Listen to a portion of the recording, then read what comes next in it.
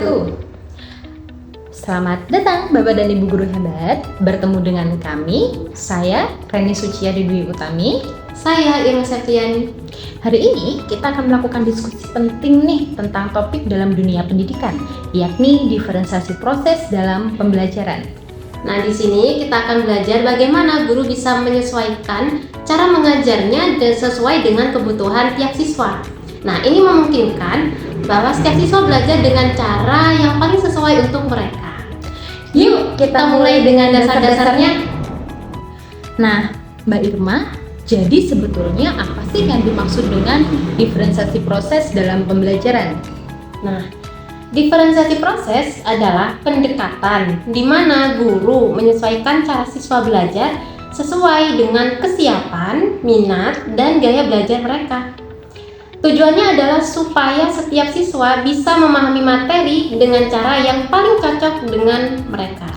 Oh, jadi meskipun berada di dalam ruang kelas yang sama, tapi pengalaman belajarnya bisa sangat berbeda-beda ya Mbak Irma? Betul sekali. Lalu, apa karakteristik yang harus dimiliki pada aktivitas diferensiasi ini agar pembelajarannya menjadi efektif? Oke, ada 3 hal penting, yakni pertama, aktivitas yang menarik agar setiap siswa termotivasi dalam pembelajaran. Mungkin Mbak Irma mau menambahkan yang kedua? Oke, kalau menurut saya yang kedua, itu aktivitas tersebut harus bisa mengajak siswa untuk berpikir tingkat tinggi, termasuk berpikir kritis dan pemecahan masalah. Oke. Sedangkan yang ketiga, Mbak Irma, aktivitas itu perlu melibatkan keterampilan yang esensial, di mana keterampilan tersebut dibutuhkan siswa untuk memahami informasi dengan lebih baik. Selanjutnya, ada beberapa aspek penting kan ya dalam pembelajaran diferensiasi proses ini. Kira-kira apa saja Mbak Reni? Nah, Mbak Irma, untuk pembelajaran diferensiasi proses ada 3 aspek penting nih yang harus kita perhatikan. Pertama yakni kesiapan belajar siswa, kedua minat siswa, dan ketiga adalah profil belajar. Yang pertama dulu nih untuk kesiapan siswa, jadi guru itu harus menyesuaikan. Menyesuaikan apa? Menyesuaikan aktivitas pembelajaran sesuai dengan tingkat kesiapan setiap peserta didik. Untuk yang kedua mungkin Mbak Irma menambahkan? Kalau untuk yang kedua itu berarti mengenai minat siswa ya? Betul. Nah, dengan menyesuaikan aktivitas berdasarkan minat siswa, maka siswa biasanya lebih semangat dalam belajar karena sesuai dengan minat masing-masing. Betul, dan yang terakhir yakni profil belajar. Seperti yang kita tahu ya Mbak Irma, profil belajar itu terdiri dari VAK, yaitu visual, auditory, dan kinestetik. Di mana dengan gaya belajar visual, siswa tuh lebih cenderung suka dengan gambar, atau melihat video. Untuk auditory lebih suka pembelajaran dengan mendengar, dan kinestetik siswa yang lebih suka belajar dengan praktek langsung seperti itu. Kalau begitu pastinya ada dong strategi-strategi yang digunakan oleh guru untuk menerapkan pembelajaran berdiferensiasi proses ini. Kira-kira apa saja nih Mbak Rani? Nah, betul sekali Mbak Irma. Jadi ada 6 strategi yang bisa kita gunakan dalam menerapkan pembelajaran atau diferensiasi proses ini. Yang pertama yakni kegiatan berjenjang, kedua yaitu pusat minat, ketiga adalah agenda pribadi, keempat dukungan langsung, kelima variasi waktu, dan yang keenam adalah kelompok kecil. Nah, untuk kegiatan berjenjang sendiri ini Mbak Irma, jadi nanti guru akan melaksanakan atau melakukan berbagai kegiatan dengan tingkatan tantangan yang berbeda-beda, tetapi setiap siswa tetap memiliki tujuan pembelajaran yang sama. Jadi misalnya dalam pembelajaran matematika, materi penjumlahan bersusun, siswa yang mahir dapat diberikan tantangan dengan mengerjakan materi atau soal penjumlahan bersusun 3 angka dengan sistem menyimpan. Untuk siswa yang belum mahir tetap diberikan penjumlahan bersusun 3 angka, tetapi mungkin belum menggunakan metode menyimpan seperti itu. Lalu Mbak Irma, untuk pusat minat, guru dapat membuat sudut minat dalam proses pembelajarannya. Contohnya, saat guru ingin siswa belajar tentang aturan. Nah, jadi siswa kita ini kan pasti memiliki banyak minat nih. Contohnya ada yang minat dalam olahraga basket, ada minat dalam olahraga renang, dan mungkin minat yang lain.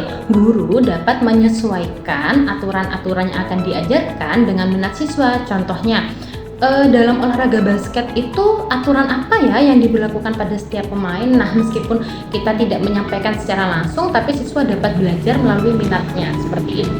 Dan yang ketiga, yakni agenda pribadi. Jadi, guru dapat membantu memenuhi kebutuhan siswa secara individual. Jadi, guru nanti memberikan daftar aktivitas nih, Mbak Irma, yang bisa dipilih oleh siswa. Dan siswa memiliki keleluasaan untuk mengerjakannya sesuai dengan kecepatan dan kemampuan masing-masing. Seperti itu. Selanjutnya, mungkin Mbak Irma ingin menambahkan. Oke Mbak Dani, saya akan menambahkan 3 strategi yang terakhir. Berarti strategi yang keempat, yaitu dukungan langsung. Jadi di sini guru bisa menawarkan dukungan langsung bagi siswa yang membutuhkan. Jadi misalnya kita membagi beberapa kelompok sesuai dengan tingkat pemahaman.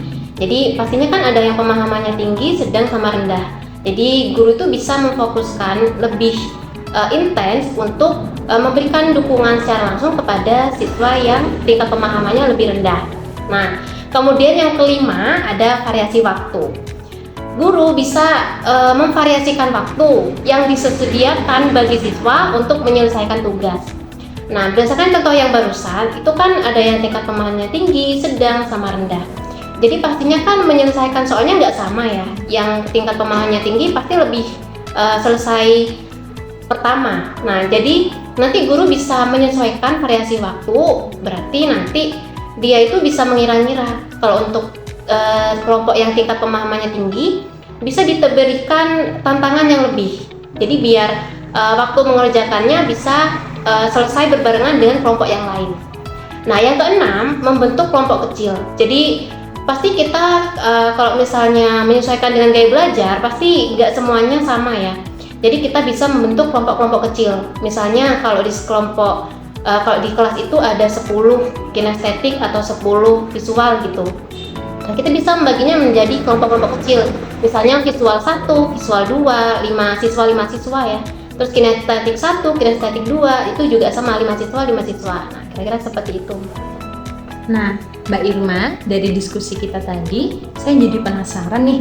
Mungkin Mbak Irma bisa menceritakan sedikit pengalaman Mbak Irma mengenai penerapan proses pembelajaran diferensiasi di dalam kelas. Oke, saya memiliki sedikit pengalaman mengenai pembelajaran berdiferensiasi yang saya terapkan pada kelas saya. Nah, waktu itu saya menerapkannya pada mata pelajaran IPA kelas 4, materi gravitasi.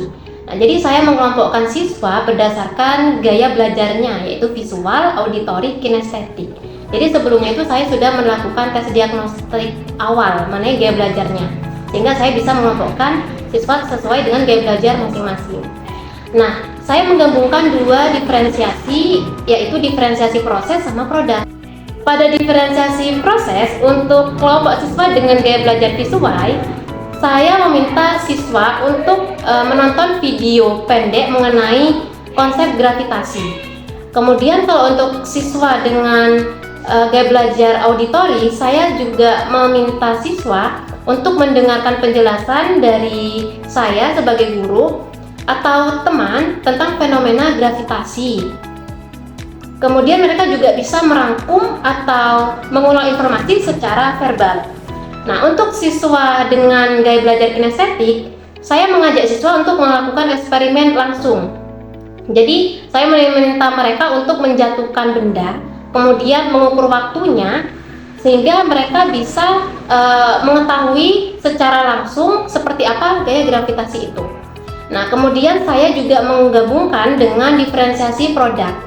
Nah, untuk kelompok siswa dengan gaya belajar visual, saya meminta siswa untuk membuat poster atau membuat peta konsep, jadi sesuai pilihan siswa masing-masing ya. Mengenai gaya gravitasi, bisa menggunakan gambar, diagram, atau simbol visual. Kemudian kalau untuk siswa dengan gaya belajar auditori, saya meminta siswa untuk membuat rekaman audio, atau bisa podcast, atau bisa juga langsung mempraktekkan ke depan, langsung menjelaskan ke depan. Nah, saya meminta untuk menjelaskan apa itu gravitasi dan bagaimana gravitasi itu bekerja di bumi. Yang ketiga, untuk kelompok siswa dengan gaya belajar kinestetik, saya meminta siswa untuk membuat model sederhana seperti menggunakan bola dan tali untuk menggambarkan gaya gravitasi yang menarik benda ke bawah. Mungkin dari Mbak Rani sendiri ada pengalaman lain? Untuk saya, Mbak Irma, sama sih kebetulan 1 minggu yang lalu saya juga menerapkan pembelajaran berdiferensi di dalam kelas, yaitu di kelas 2 mata pelajaran matematika pada materi penjumlahan bersusun 3 angka. Jadi Mbak Irma, kebetulan untuk di kelas 2 yang saya ampu saat ini, kemarin saya sudah melaksanakan diagnostik awal nih, dan ternyata saya dapati kelompok belajar berdasarkan gaya belajar di kelas saya itu hanya ada 2, yaitu visual dan kinestetik. Jadi saat pembelajaran matematika lalu, untuk kelompok belajar visual, mereka belajar melalui video pembelajaran. Jadi saya sudah siapkan video pembelajaran terkait dengan penyelesaian atau langkah-langkah dalam mengerjakan penjumlahan bersusun 3 angka. Sedangkan untuk kelompok belajar kinestetik, saya sudah menyediakan alat peraga sederhana, saya sebut sebagai kalkulator susun nih Mbak Irma. Jadi mereka nanti mempunyai angka, balok-balok angka, nanti mereka bisa letakkan di kalkulator susunnya dan mereka mulai bisa beraksi untuk melakukan penjumlahan sesuai dengan 4 bilangannya. Nah, selain itu Mbak Irma, saya juga melakukan diferensiasi proses pada kegiatan diskusi nih antar kelompok. Jadi kelompok visual saat mereka menyelesaikan masalah, mereka melakukan diskusi, mereka menggunakan kartu angka. Jadi nanti mereka saya berikan sekitar 25 kartu angka, di mana setiap kartu itu memiliki nomor dengan rentang dari 1 sampai 9 dan 0. Nah, jadi nanti mereka mengambil 3 kartu angka untuk selanjutnya mereka kerjakan seperti itu. Itu untuk visual. Selanjutnya untuk kelompok kinestetik nih Mbak Irma, nah ini yang sedikit unik ya menurut saya. Kalau di tempat kita sering sebutnya itu engklek, permainan tradisional. Nah, permainan engklek. Nah, kalau di Madura disebut sebagai tanja. Jadi saya membuat rumah-rumahan tanja di lantai. Saya tuliskan 4 bilangannya, satuan, puluhan, dan ratusan. Jadi nanti siswa kinestetik harus memberikan angka di setiap tempat bilangannya, dan mereka boleh menjumlahkan dengan berjinjit atau engklek. Kalau di tempat kita ya, berjinjit atau engklek dari satuan ditambah satuan, puluhan ditambah puluhan, dan ratusan ditambah dengan ratusan. Jadi yang saya rasakan selama proses pembelajaran, siswa lebih tertarik, mereka lebih termotivasi untuk belajar karena mungkin pembelajarannya tidak monoton dan lebih interaktif seperti itu. Wah, ternyata pembelajaran berdiferensiasi ini memberikan banyak manfaat bagi siswa ya. Betul sekali Mbak Irma, jadi dengan diferensiasi proses memastikan setiap siswa dapat belajar dengan efektif sesuai dengan kebutuhan belajar mereka. Nah, selain itu, ini meningkatkan motivasi siswa karena aktivitasnya menarik dan menantang. Dan yang lebih penting lagi, dengan diferensiasi proses dapat mengembangkan potensi dari setiap siswa secara optimal.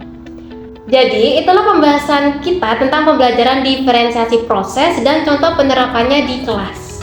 Semoga dengan diskusi kita kali ini bermanfaat bagi para pendengar atau Bapak Ibu guru hebat di sana yang sedang melaksanakan atau sedang menerapkan proses pembelajaran berdiferensiasi di dalam kelas. Sampai jumpa di episode berikutnya dan teruslah menciptakan pembelajaran yang menyenangkan dan bermakna. Terima kasih sudah mendengarkan. Sampai jumpa. Wassalamualaikum warahmatullahi wabarakatuh.